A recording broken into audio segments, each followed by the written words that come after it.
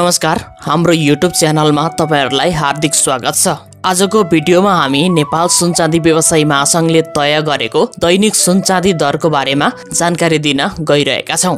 आजको दिनमा छापावाल सुन तथा तेजाबी सुनको मूल्य के कति रहेको छ? हिजोको दिनमा यसको मूल्य के कति रहेको थियो? आज घट्यो वा बढ्यो? कतिले घटबढ भएको छ? यसको बारेमा पनि जानकारी दिनेछौं। साथै आजको दिनमा चाँदीको मूल्य के कस्तो रहेको छ?